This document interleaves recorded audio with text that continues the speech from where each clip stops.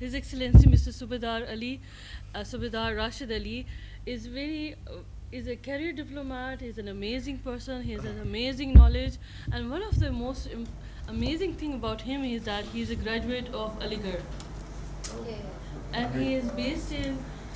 Though he's a High Commissioner of Mauritius in Pakistan, but he's more like a Pakistani. Really, yeah. Yes. Thank you for inviting me. And really, I'm glad to be here to say a few words to these young men and young ladies who are here. Today, we will be talking on good governance. And then I will be highlighting on Africa too. Then I will be giving you a note on my island, the Mauritius experience of good governance.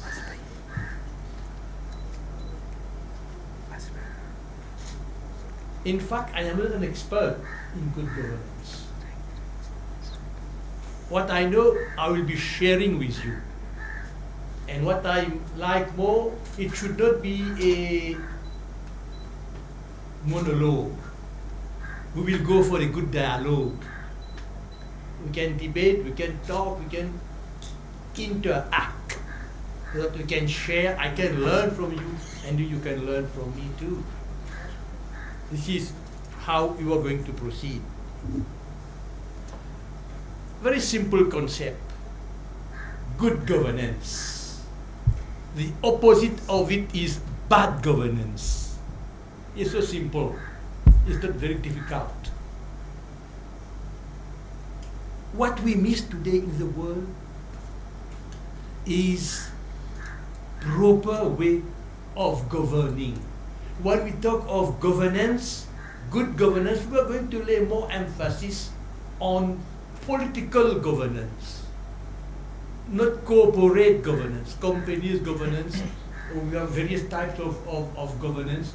We are going to place more emphasis on how to administrate a country, how to administrate the whole island or the whole country in such a way that the country goes forward, the country registers progress, the country knows human development and human progress.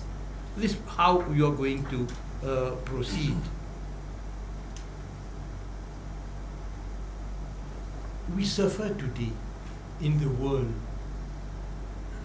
because mainly there is a lack of good governance at the national level.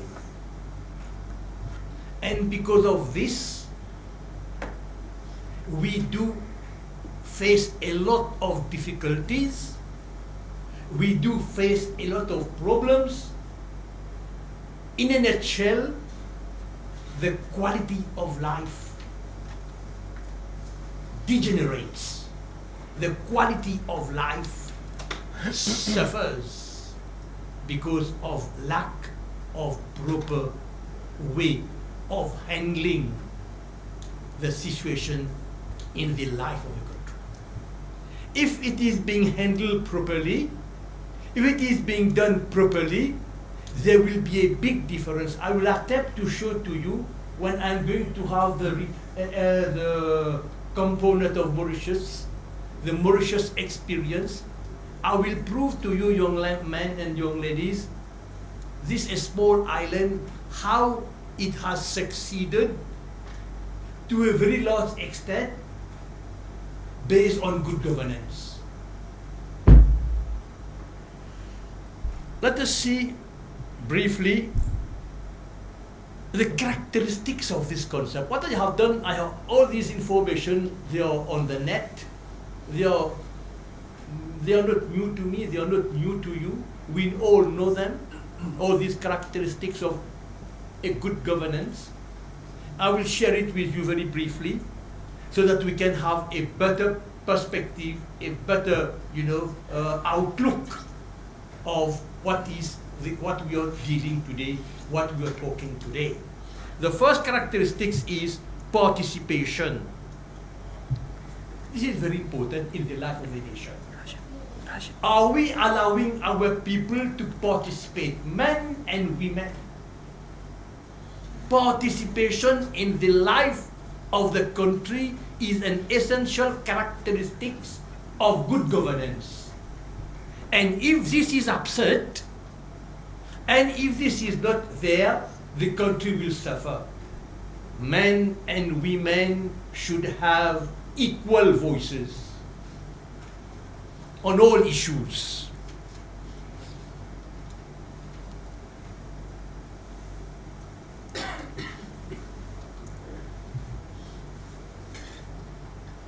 This is a very important concept in the sense that when we talk of a society, it's made of people.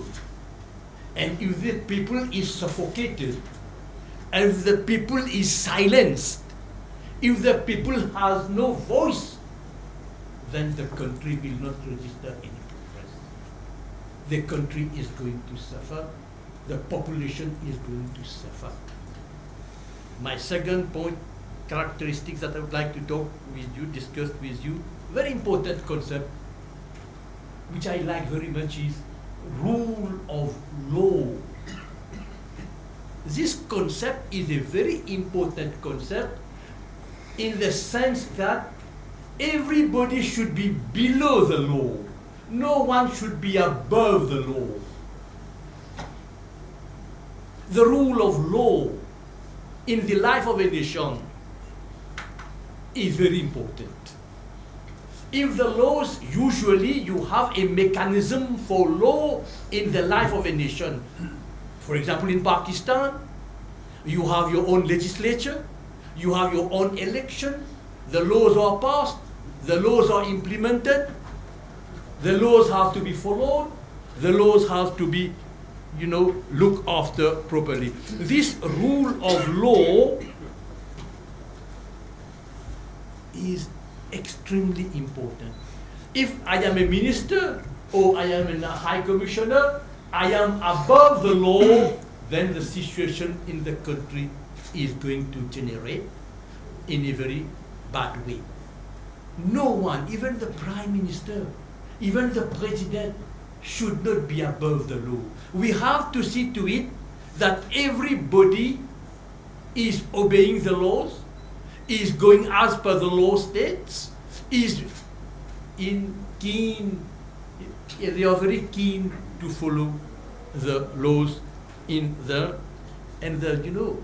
laws are legislated, we know it very well, but the most important aspect of laws is the implementation of laws. How laws are implemented in the life of a nation. Pakistan or even many countries of the world, they have very good laws. And do the institutions responsible for implementing these laws, are they doing their jobs properly? For example, let us take a simple example, the police. When I am in Mauritius, when I drive, I never use my phone. I am scared I'm going to pay a fine. I'm very scared because police or cameras. So I know I will have to pay a fine. So I don't use my phone. I keep it because by using the phone, I am a public danger number one. I can destroy my life. I can destroy the life of my fellow countrymen too. So I obey the law because I know the institutions are there to implement these laws. If this is done well, no problem. You see, there will be law and order in the country. When I visit Singapore, when you walk on the road, if you throw a litter on the road, you are caught. The camera will see you, and immediately you will have to pay fine. So I prefer not to throw the litter. So see the impact of laws in the life of the nation. See how it disciplines a nation. See how it disciplines the people. See how it disciplines everybody.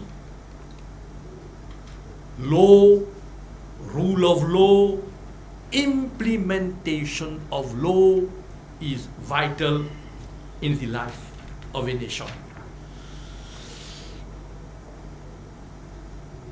Of course, the law is a huge mechanism. The law is there, the judiciary is there. We are not going to have time to go into the judiciary aspect too. If you fail to obey the law, you're sent to the court, you pay your fine. And then the next characteristic is transparency. This is very important. Free flow of information in the life of the nation.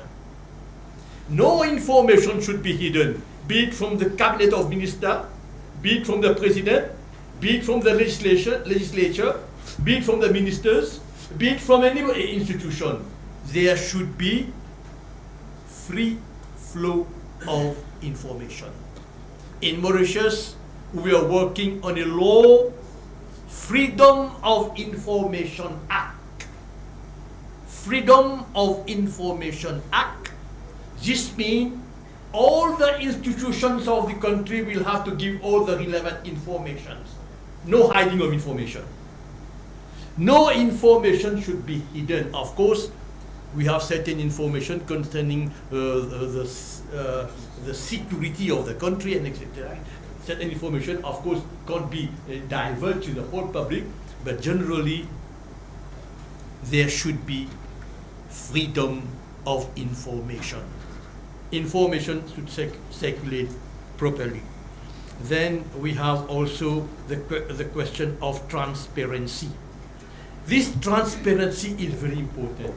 We ought to be transparent in all our activities. Principally the public sector or the private sector. We have to be transparent. We have to show that we are moving in the right direction. And the public sector too has a huge responsibility here in transparency, because they are using public funds. We are using public money, and this public money should be properly spent, cent by cent, should be explained to the general public how the money is being spent. And you know, there is a lot of procedure for public sector, procurement, how government behaves. All this information should be properly circulated. What is the question of transparency? This is very important again. There is one important concept again, is accountability. Accountability. Are we accountable? Is the public accountable to the police? Is the police accountable to the superior? So accountability is a very important concept in the life of a country in order to establish good governance. If there is no accountability, then the country will fail. We have to give accounts of what are we doing, starting from the president, the prime minister, the cabinet, the ministers, everyone, all the institutions, all the educational institutions, all the economic institutions, all the commercial institutions. They have to operate in such a way that they are accountable, mainly in the public sector, where we are using public money. Public has entrusted us with money. This is not our money. This is public money. How are we using that money? Is it being used in such a way that the public is benefiting? The government has spent a lot of money on health sector.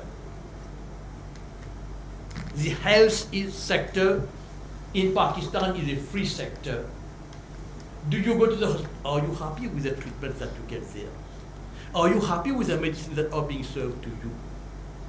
Who is accountable? who is responsible, to whom you have to complain, how the things are going to be remedied if they are not in good shape. So accountability in all sectors of life is very important. Then you have also the question of equity. This is very important, equity in the life of a nation.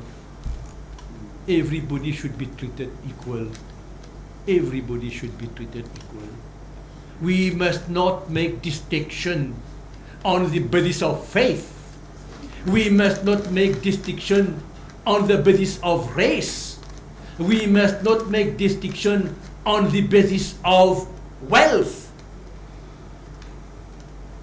If not, the country is not going to prosper. We have to be very careful concerning equity. We must not discriminate. There should be no discrimination. Everybody should be treated. In Mauritius, we have done a very good job so far as meritocracy is concerned. We recruit people on the basis of merit. We recruit people in the public sector mainly because it is public money on the basis of meritocracy.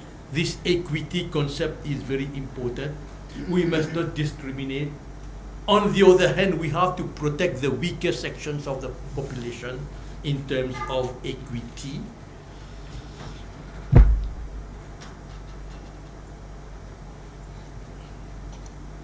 If we want, I don't know if you have been able to read the book. I always quote this country, Singapore. The previous Prime Minister, Lee Kuan Yew. I know you have heard of his name. Yeah. Have heard of this gentleman. Read his book, Man and His Vision. Man and His Vision. Lee Kuan Yew. A small island like Mauritius, Singapore, very poor in the 50s. More or less, the GDP was 60. At that time in Singapore, in the 60s, the income per head was 60 USD, 60 to 70 USD. 60 to 70 USD, the income per head in Singapore. Today, the highest in the world. Today, highest in the world. It has gone more than 60 or 75,000 USD. I think it's first in the world. Why? Because good governance. Why? Because this man, when he has taken his country, he has worked on a strategic vision. He has a vision how to lead this country. Of course, it is not perfect. People do criticize him because sometimes, certain times, he has squeezed the trade union movement too. But nothing is perfect in life. There is no perfection in life. We have to accept this. But globally, what is Singapore today? From where to where? From 60 USD to 75,000 USD. Highest in the world. The quality of life. If you go there, you'll be stunned. You'll be surprised. You will be so happy.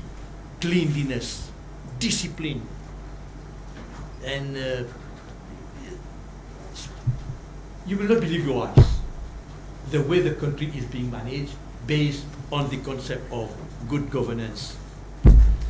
Of course, my dear young men and young ladies who are here, I know it is not easy to implement the concept of good governance in the world today. We have more than 250 or 225 countries, 225 countries in the world, roughly. In the UN, we have more than 200 countries, member of the UN. Are we managing our country well? Is there good governance in the life of our nation? Are we happy with the setup? So I know few countries have been able to attain it in the world, good governance. Few countries. And we are not going to enumerate them. You know where they are, mainly in the first world countries, where there is a concept of good governance. When we talk of good governance in terms of security, in terms of discipline, in terms of law, in terms of institutions, in terms of quality of life, in terms of happiness, in terms of good service to the people.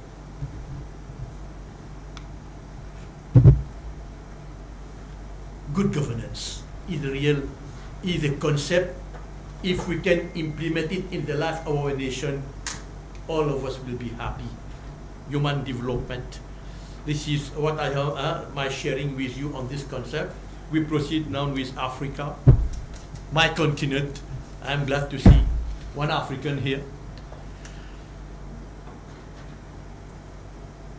We are 54 countries in Africa. 54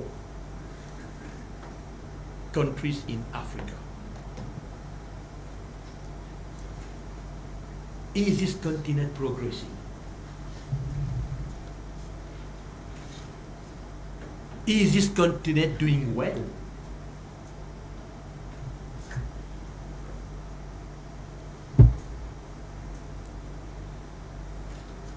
World Bank report on Africa, World Bank, very important institution, report on Africa, demographic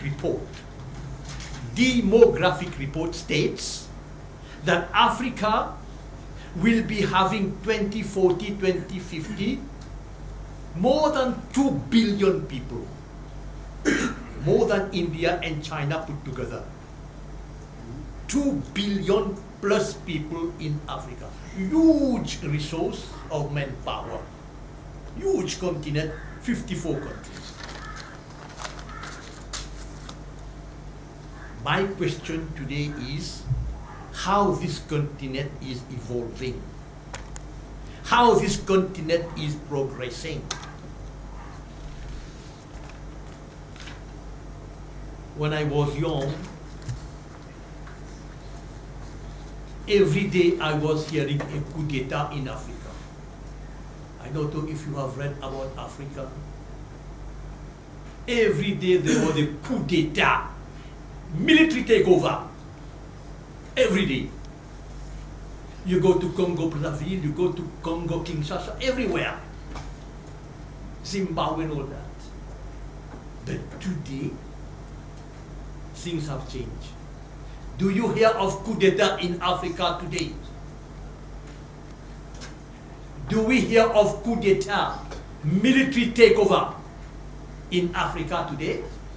Very little. Practically we don't have. This is an indication. This is a clear indication that Africa has realized that military coup d'etat, dictatorship, authoritarian rule is not going to bring happiness. This has been realized by Africa. This is why I am justifying to you globally the concept of coup d'etat and military takeover in Africa. We don't hear it today. Africa, there is a wind of change blowing. The wind is blowing. Change, change, change. People are fed up in Africa with military takeover, with dictatorship. They want to have freedom. They want to have rule of law. They want to have economic development. They want to have human development. Africa is very rich in resources. More than 35% of mineral resources exist in Africa. And yet, even today, we are not able to produce our final goods. We have raw materials. We have to send them abroad for the final product, and then we purchase it again to be sold in Africa. So we are moving in the right direction today in the continent. Many countries, Ghana, I can quote, Mozambique, I can quote, Senegal, I can quote, Cote d'Ivoire, I can quote. They are doing Botswana, South, so many countries in Africa, they are doing very, very well. They are doing very, very well. The quality of life is changing. Of course, our problems are not yet solved. We still have a lot of problems. But gradually, we are moving in the right direction. And inshallah, you will hear of this continent very soon, how this continent is going to develop further. Because China is present there, India is present there, USA, all these countries, they are very much present in Africa, and they are all contributing towards to better the condition of the people of this continent. I will not go more than that on Africa. We can have more debate on it. In Africa we have tribal life, we have ethnic wars, we have civil wars. Although now declining, we are turning to a new leaf. We are turning to a new leaf. We have to accept this. We know our weaknesses. We have examined our weaknesses, and now we are progressing. I come to the last component, is Mauritius. From where, yeah? I love this island very much. Really, I miss that island. Small island, 1 million people, 720 square miles, very small. In 3 hours you can see the whole island. 45, 45 by 65 length and breadth. 45 width, 65 length. Very small. Smaller than Karachi. So like a Lahore. It's like a Lahore. Yes. Small. And we, in this island, we obtained our freedom in 1968. 1968. Mauritius has been colonized by the Dutch, has been colonized by the French. This is why we are a French-speaking nation. Yeah. Has been colonized by the British. This is the only country in the world where English is the official language, but we think in French, we write in English. This is the only place in the world, this is the only country in the world where it is where we have so many languages, multi-racial island, multi-ethnic, multi-racial, multi-ethnic, multi-religion, is a plural society. Like me, myself, my parents migrated from India before the partition in 1872. 1872 from Lucknow, my parents moved from that region to Mauritius in 1872. Since then we have been settled there. We are Mauritian and we are working for our country. So we have people from this part of the world. The majority of the population is from this part of the world. And then we have people from Africa mainland, about 35% Africans descent, from Senegal, from Mozambique, and from Madagascar. We have people from this part of the world. And then we have French people, we have English people, we have Chinese. So it is really a plural society. Multiracial, multi-ethnic, multi-religious, multilingual. Big problem of language there. We speak Creole. Creole is our mother tongue. Is derived from French. Creole is the lingua franca of the island. We speak English. We are bilingual, but we love Urdu. People speak Hindi, Marathi, Telugu, Mandarin, Chinese. Everything is there. A real hodgepodge. Aerial biryani. So all the colors are there, all the mixtures are there, everything is there. Yet, despite this, see the progress of this nation. I am going to quote some figures to prove my case of good governance.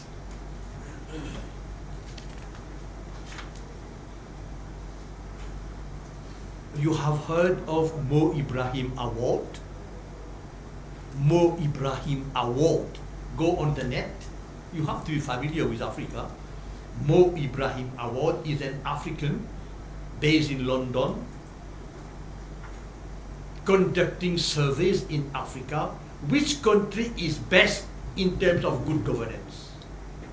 Every 2 years there is a report by Mo Ibrahim. He is from Sudan, but based in UK. Very important report in Africa. Mauritius is always first. We always back the first place. We always back the first. Rule of law. Secondly, Mo Ibrahim Award. You know the concept, you have heard of the World Bank, ease of doing business? Ease of doing business. World Bank Index. Very important institution. Mauritius, first in Africa. That's great. First in Africa, 18 in the world. Ease of, in 2 hours we open your company. In 2 hours. We open the company. So let's open the company. Of course we can open it. 2 hours. Ease of doing business. Ease of doing business, we are first in Africa. 2. Thirdly, you have heard of the Index of Economic Freedom. There is a World Index on Economic Freedom. First in Africa. You have heard of the Democracy Index. Democracy Index. First in Africa.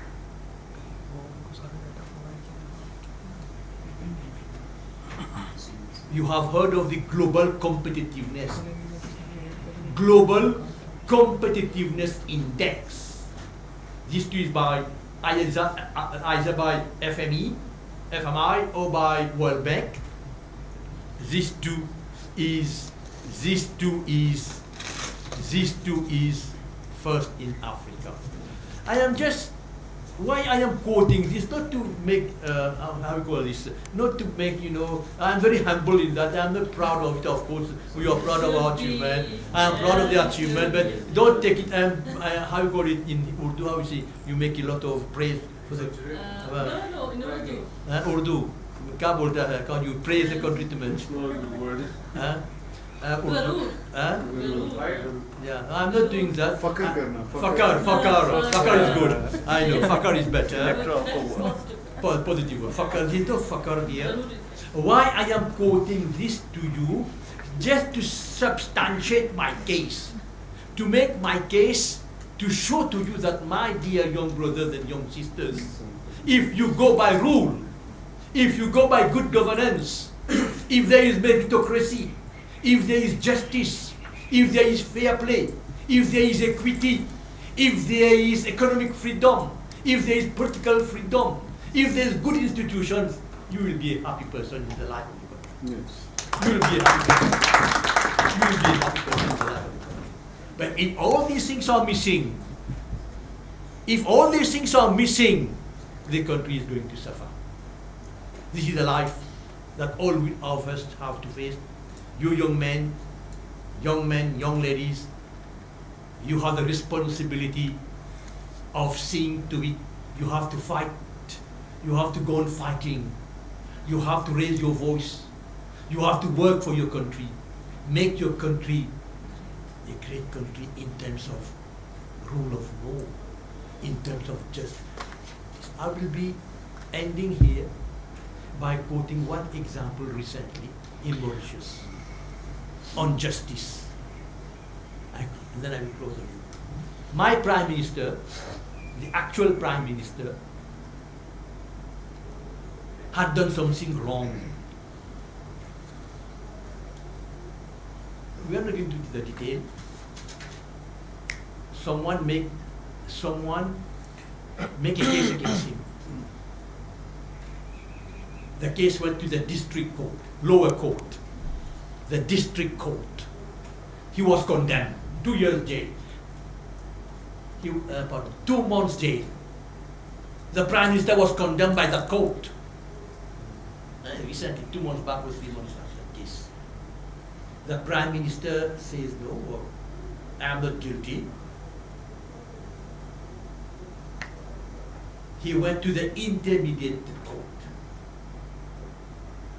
He went to the intermediate. Then you have the district, then you have the intermediate. Not High Court, then High Court, Supreme Court. Session court. Session court. So we call it The session court. intermediate. Yes. It is in between the Supreme and the district. The intermediate court. The case was there. The case went there. The judgment was maintained. The Prime Minister said, no, I am not happy. I will have to go to the Supreme Court. The Prime Minister went to the Supreme Court to fight his case. The Supreme Court said, no, he is innocent. Supreme Court of the island, completely independent. Then the one who has made the case said, no, let us go to England. Let us go to UK. Because in our system, we have district court, we have intermediate court, we have Supreme Court. Then if we are not happy with the Supreme Court, we go to UK. We have an agreement. You have heard of the Privy Council. In UK, there is the Lord Courts. The Lords, 5 Lords sit on the board. 5 Lords sit and they listen to the case. The man said, no, let us go to England. The Prime Minister, we don't accept this verdict of the Supreme Court. The case went to the Lord's Court in UK. The judgment came, he is innocent. From UK. The judgment came, he is innocent. He is right. So why I am quoting this case to you, just to show to you, even the Prime Minister is not free from justice. Rule of law. Rule of law. This is why I have quoted this case in front of you, to show to you that everyone is below the law. No one is above the law. And this will help the country to progress. I will be concluding on this point. We will be having more, I think, more interactive sessions. It's better than a monologue. Let us have a good dialogue with young people. I can learn a lot from you. I'm sorry if I haven't been able to satisfy you very fully on this topic, but I am not an expert in it. I have shared with you what I know from my heart, and then we can have interactive session for more clarifications. Thank you very much. A round of applause. The last time when His Excellency Soobadar Rashidally was here, what happened was that he has convinced us to have a citizenship in Mauritius. Of course, yes. We were almost everyone in the room yes. who were the seminar. They said that let's go to have a citizenship Of course, in yeah. Mauritius. However, just a round of bit of questions. We can have a round of 1 or 2, and then we go for photograph. Excellency, yes. Okay, we'll have some interactive session. Yes, go ahead, young man. What is your name? My name is Faisal Aziz. Faisal? Yeah. Aziz. Aziz. Yes, Mr. Aziz. So I have served Pakistan International Airlines and Emirates in last 7 to 8 years. You have been to Mauritius, therefore. No, sir, I have not. Oh, no. So my question is, Mauritius is a very beautiful and wonderful country, place to visit and live. But unfortunately, we don't have direct flights to Mauritius, as Mauritius Airlines is also famous in the world. While Eritrean airline, which is less famous, and some of the people know the Eritrea, they had the direct flights from Pakistan to Dubai and then Dubai to Eritrea.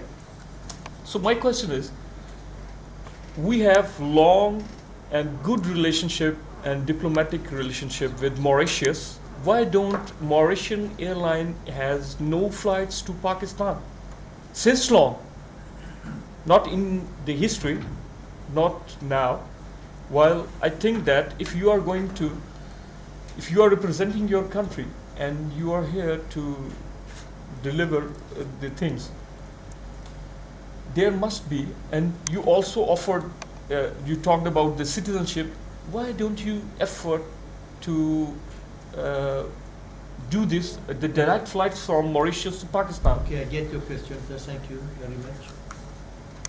Really, there is no direct flight from Mauritius, from Pakistan to Mauritius, on economic reason, on commercial reason. Mainly because my predecessors, all of them, I have seen the dossier myself when I was appointed as ambassador here, as High Commissioner, as High Commissioner here. I have seen the dossier myself. All of them have been discussing this issue for PIA or for the Mauritian, our Air Mauritius to cover Pakistan, or PIA to cover Pakistan and Mauritius.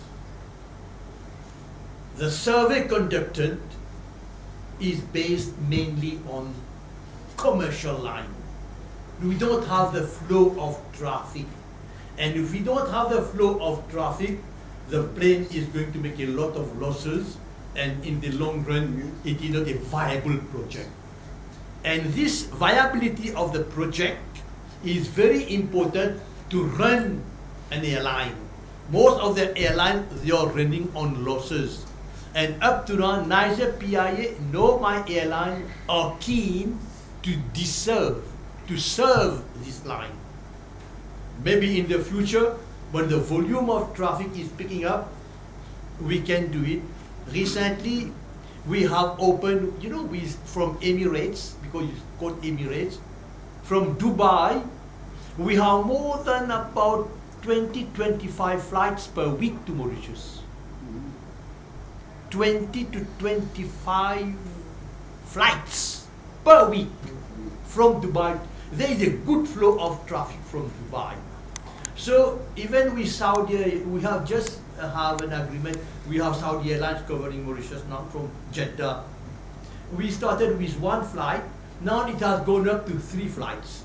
The volume is increasing. Maybe inshallah, because maybe this will be realized in the very near future, where we can have connectivity. We believe in connectivity. We believe in connectivity.